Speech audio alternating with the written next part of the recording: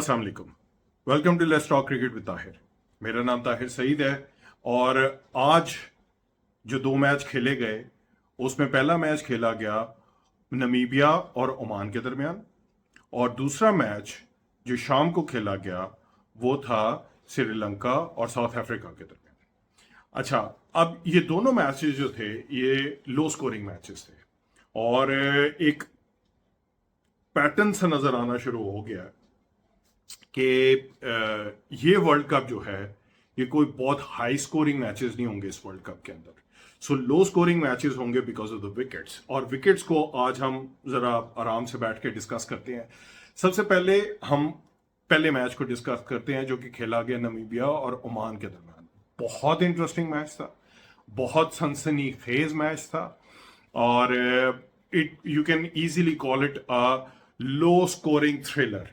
और low scoring thriller इस वजह से क्योंकि ओमान ने पहले खेलते हुए 109 रन बनाए और उनके तमाम खिलाड़ी आउट हो गए और जवाब में अच्छा, अब 109 रन बहुत थोड़े रन हैं, you can not actually defend 109, but Oman ने बहुत शानदार बॉलिंग की और ओमान ने मैच को एंड तक फंसाया, यहां तक कि मैच टाई हुआ और इस मैच का फैसला सुपर ओवर में हुआ। सो बहुत बहुत ही इंटरेस्टिंग मैच था। सबसे पहले तो जब मैच स्टार्ट हुआ है तो मैच का स्टार्ट ही बड़ा एक वो जबरदस्त स्टार्ट था बिकॉज जो नमीबिया के फास्ट बॉलर हैं रूबन ट्रम्पलमन ने आके अपने जो ओमान के दो प्लेयर्स थे, पहली बॉल पे उन्होंने उनके ओपनर कश्यप प्रजापति को पहली बॉल पे बोल्ड किया, एलबीडब्ल्यू किया, और नेक्स्ट बॉल पे उन्होंने ओमान के कैप्टन आकिब इलियास को दूसरी बॉल पे एलबीडब्ल्यू कर दिया। सो रूबन ट्रम्पलमैन जो थे वो आज के स्टार थे फ्रॉम नमीबिया। उन्होंने 4 विकेटें ली और बहुत जबरदस्त बॉलिंग परफॉर्मेंस थी। रूबन ट्रम्पलमैन ने 4 ओवरों में 21 रन दिए और 4 विकेटें हासिल की। David visa was a second star, but in the larger context of the match, David Visa was the star of the match today. David visa ने 3.4 ओवर्स में 28 रन देके 3 विकेट हासिल की। सो जैसे मैंने आपको बताया it was a low scoring match, लेकिन जो ओमान की तरफ से बहुत अच्छी बॉलिंग हुई और उन्होंने मैच को खींचा, लंबा लेके गए और एंड तक इन्होंने कंफर्टेबली नमीबिया को नहीं जीतने दिया। जो रेजिस्टेंस आई वो प्रॉब्ली जैन फ्राइलिंग की तरफ से आई थी जिन्होंने 45 रन बनाए, लेकिन जिस बॉल पे वो बोल्ड हुए वो लिटरली उठी भी नहीं, वो तो उनके वो जो टखना होता है उसके ऊपर लगी और जाके विकेटों में लग गई। सो अजीब सी विकेट्स देखने में आ रही हैं। बॉलिंग बहुत अच्छी हुई जी बिलाल खान की तरफ से, लेकिन मेरा ख्याल है कि सबसे अच्छी बॉलिंग जो थी मेहरान खान ने की। मेहरान खान ने 3 ओवरों में सिर्फ 7 रन दिए और 3 विकेटें हासिल की और यहां पे प्रोबेबली ओमान ने गलती कर दी। ओमान को चाहिए था कि जब सुपर ओवर आया था तो बिलाल खान की जगह इनको मेहरान खान से बॉलिंग करवानी चाहिए थी, बिकॉज एक तो ये कि विकेट बहुत मुश्किल थी और इस विकेट के ऊपर हिट करना बड़ा मुश्किल नजर आ रहा था। बिलाल खान ने ऑल्दो यॉर्कर्स किए बट उसकी लाइन जो थी, उसकी लेंथ बिल्कुल ठीक थी, लाइन जो थी वो ठीक नहीं थी। उसे एक फुल टॉस भी की सुपर ओवर के अंदर। सुपर ओवर में जो डेविड वीसा थे उसने बहुत अच्छी बैटिंग की, एक चौका एक छक्का फिर एक चौका, और साथ रैसमस जो कैप्टन है उन्होंने भी एक चौका मारा। द रीजन ये मैच सुपर ओवर तक पहुंचा उसकी वजह ये थी कि जो इनकी बैटिंग थी, इस बैटिंग ने डेविड वीसा को प्रॉपर्ली यूज नहीं किया। अगर वो उसको यूज करते और डेविड वीसा को स्ट्राइक देते तो शायद डेविड वीसा सुपर ओवर में जाने से पहले ही मैच खत्म कर देते, लेकिन थोड़ी सी insanity towards the end, inexperience कह लें, वो आया और मैच सुपर ओवर में चला गया। जो ओमान से गलती हुई वो ये कि ओमान ने विकेट का इस्तेमाल नहीं किया, उन्होंने यॉर्कर्स को प्रेफर किया और चूंकि बिलाल खान से यॉर्कर्स जो थे वो लाइन सीधी नहीं पड़ रही थी, इसलिए ही लीक रन्स। और सुपर ओवर में 21 रन का टारगेट बहुत बड़ा टारगेट है। सो मुश्किल हुआ और फाइनली नमीबिया ने अपना पहला मैच जो है वो जीत लिया। एक छोटा सा ब्रेक और उसके बाद आके दूसरे मैच को डिस्कस। Welcome back. आज का दूसरा मैच श्रीलंका और साउथ अफ्रीका के दरमियान खेला गया। बहुत अजीब सा मैच था। मैंने इस मैच के बारे में अपने फेसबुक पेज के ऊपर लिखा भी कि it was not a good wicket for a T20 world cup. Wicket के ऊपर अभी मैं बात करता हूं, थोड़ा सा मैच को डायसेक्ट करते हैं। कुछ गलतियां, कुछ नहीं काफी गलतियां हुई हैं श्रीलंका से आज। एक तो नए कैप्टन है हसारंगा। हसारंगा ने आज टॉस जीता और पहले बैटिंग करने का फैसला किया। अब उसमें प्रॉब्लम ये है कि इस विकेट पे पहले कभी कोई इंटरनेशनल मैच नहीं हुआ। This was the first time कि वर्ल्ड कप का कोई मैच इस विकेट के ऊपर खेला गया। हसारंगा को ये चाहिए था कि वो बैटिंग करवाते साउथ अफ्रीका से, ताकि थोड़ा सा विकेट का बिहेवियर इनको पता लगता। अच्छा, विकेट बहुत मुश्किल थी। विकेट के अंदर ड्यूल बाउंस भी था, कुछ बॉलें ऊपर चली जाती थी, कुछ बॉलें नीचे रह जाती थी और बॉल रुक के आ रहा था। बड़ी अजीब सी विकेट थी। और उस विकेट के ऊपर श्रीलंका की जो टीम थी वो 19.1 ओवर्स के अंदर 77 रन बनाकर ऑल टीम आउट हो गई।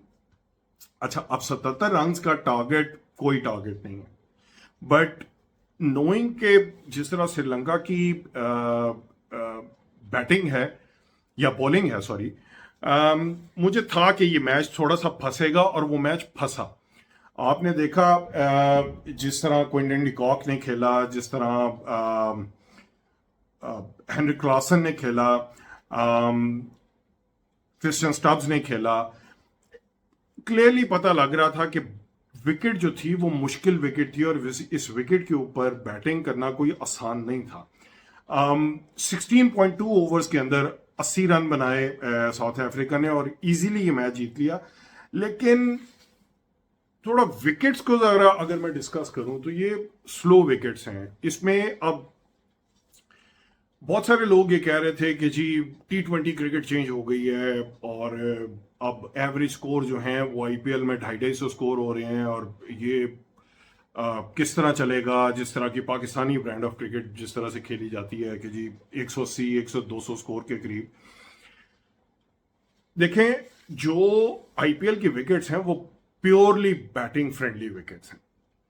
ये वाली विकेट्स जो हैं वेस्ट इंडीज और अमेरिका के अंदर, ये विकेट्स आपकी बैटिंग विकेट्स नहीं है।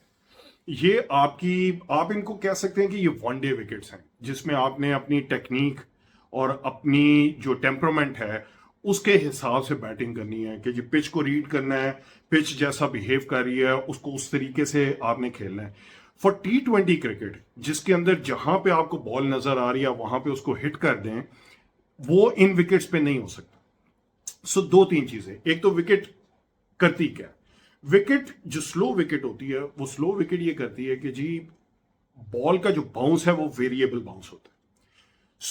आप अगर एक क्रिकेटर हैं और आप नेट्स में प्रैक्टिस करते हैं और आपको पता है कि जी बॉल ने अगर इस एंगल पे आना है तो इसी एंगल से वापस उसने जाना है, आप उसकी प्रैक्टिस करते हैं और आपका जो रिएक्शन होता है वो बॉल की डिलीवरी के साथ होता है। अगर 150 पे बॉल डिलीवर हो रही है तो आपका रिएक्शन टाइप भी उसी हिसाब से होगा।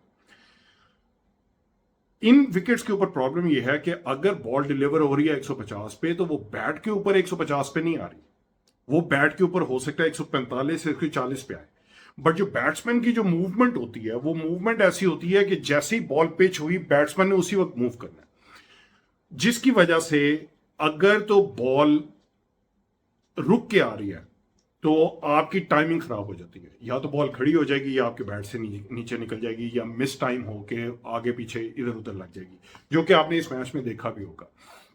दूसरा वेरिएबल बाउंस। वेरिएबल बाउंस क्या करता है? वेरिएबल बाउंस ये है कि अगर आपको बॉल आ रही है यहां पे शॉर्ट पिच डिलीवरी और आपने इसको पुल करना है, अब बॉल ने आना था यहां पे लेकिन वो आ गई यहां पे, सो ये एक वेरिएबल बाउंस है जिसके लिए बैट्समैन रेडी नहीं होता। और चूंकि आपने अपने एक फ्लो के अंदर, अपनी एक बॉडी मूवमेंट के अंदर आपने उसको शॉट को खेलना है, तो या तो वो आपका अपर एज लग जाएगा बैट का, या वो आपके बैट के नीचे से निकल जाएगी। सो इस वजह से बैट्समैन को ये प्रॉब्लम होता है। सो ये वाली जो विकेटें वेस्ट इंडीज और अमेरिका के अंदर अभी देखने में आ रही हैं, इन विकेट्स के ऊपर वेरिएबल बाउंस भी है और बॉल रुक के भी आ रहा है, जिसकी वजह से आपको प्रोबेबली हाई स्कोरिंग मैचेस देखने को नहीं मिलेंगे। हाँ, अनटिल अनलेस कि अगर कोई ऐसी विकेट हो जो कि जिसके अंदर नेचुरल बाउंस हो, जिसके अंदर प्रॉपर स्पीड पे बॉल आ रही हो, नेचुरल स्पीड पे आ रही हो, तो फिर वहां पे आपको हाई स्कोरिंग गेम्स मिल सकती है। अब यहां पे बड़ा इंटरेस्टिंग ये है कि वो टीमें जो फॉर एग्जांपल लेट्स से सब कॉन्टिनेंट की टीम्स जहां पे विकेट्स, बैटिंग विकेट्स होती हैं, जहां पे हाई स्कोरिंग गेम्स होती हैं, वहां पे वहां की टीमों को इधर आके प्रॉब्लम होगी। स्पेशली इंडिया मेरे नजदीक स्ट्रगल करेगा इन विकेट्स के ऊपर। रीजन बीइंग कि वो आईपीएल खेल के आए हैं और आईपीएल के अंदर है फास्ट विकेट्स, बैटिंग विकेट्स, जहां पे आप 2.5 स्कोर कर जाते हैं। ये वो विकेट्स नहीं है। यहां पे आपके बैट्समैन जो कामयाब होंगे वो होंगे विराट कोहली, जो आपके एक टेक्निकली साउंड प्लेयर्स हैं, वो कामयाब होंगे। हो सकता है पाकिस्तान की तरफ से मोहम्मद रिजवान, बाबर आजम ये थोड़ा सा कामयाब रहें, इफ्तिखार थोड़ा सा कामयाब रहे। रीजन बीइंग कि ये अगर टेक्निकली पिच को रीड करके, पिच के बिहेवियर को स्टडी करके अगर क्रिकेट खेलेंगे तो फिर तो शायद कोई चांस हो। लेकिन अगर आप श्रीलंका की तरह आएंगे और पिच के बिहेवियर को रीड किए बगैर शॉटें मारना शुरू कर देंगे, तो there is a high probability कि आपकी टीम जो है वो ज्यादा स्कोर नहीं कर सकेगी। सो मुझे ये लगता है कि जो पाकिस्तान और इंडिया का जो मैच होगा वो आई थिंक इसी ग्राउंड में होना है जिस ग्राउंड के अंदर आज श्रीलंका और साउथ अफ्रीका का मैच हुआ है। So there is a high probability कि it will be a low scoring match, depending कि अगर विकेट चेंज कर लें और विकेट के ऊपर घास वगैरह कम हो, तो विकेट का बिहेवियर इन मैचेस के अंदर और इस वर्ल्ड कप के अंदर एक बहुत जरूरी फैक्टर हो गया और ये हाई स्कोरिंग मैचेस नहीं होंगे। सो अब आगे देखते हैं जी किस तरह चलता है। ये विकेट के ऊपर बात करना जरूरी था, रीजन बीइंग कि इस वक्त तो जो अभी 4 मैचेस हुए हैं, 4 मैचेस के अंदर कोई बहुत हाई स्कोरिंग गेम्स नहीं हुई हैं और मुझे लगता नहीं है कि इन मैचेस के दौरान जो है वो कोई हाई स्कोरिंग मैचेस जो है वो हमें देखने को मिलेंगे।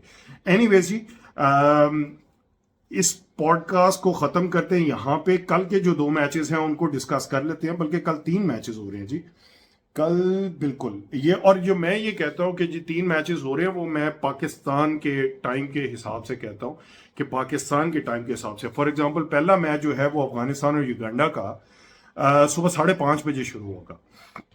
दूसरा मैच जो है वो इंग्लैंड और स्कॉटलैंड का है जो 7:30 बजे शुरू होगा। और तीसरा मैच जो है वो नेदरलैंड्स और नेपाल का है जो 8:30 बजे शुरू होगा। सो कल 3 मैचेस होंगे और इसमें से प्रोबेबली एक अफगानिस्तान और युगांडा वाला मैच, बिकॉज मेरा ख्याल है कि अफगानिस्तान बहुत आराम से ये मैच जीत लेगी। इंग्लैंड और स्कॉटलैंड वाला मैच, अब इंग्लैंड और स्कॉटलैंड की आपस में बहुत लगती है, सो इसलिए बड़ा इंपॉर्टेंट होगा। अब स्कॉटलैंड इंग्लैंड को हराने की कोशिश करेगी जिस तरह आयरलैंड ने इंग्लैंड को हराया था पिछले वर्ल्ड कप के अंदर। स्कॉटलैंड पूरी कोशिश करेगी, लेकिन I think England is going to be the favourites again, depending के विकेट किस तरह किया। और तीसरा मैच जो है वो नेदरलैंड्स और नेपाल का है। Netherlands is relatively a stable team, काफी अरसे से खेल रहे हैं, so I think Netherlands is going to be favourites for this match. So इन तीनों मैचेस का रिव्यू लेके कल आपके पास हाजिर होऊंगा इंशाल्लाह। मुझे इजाजत दीजिए, अल्लाह हाफिज।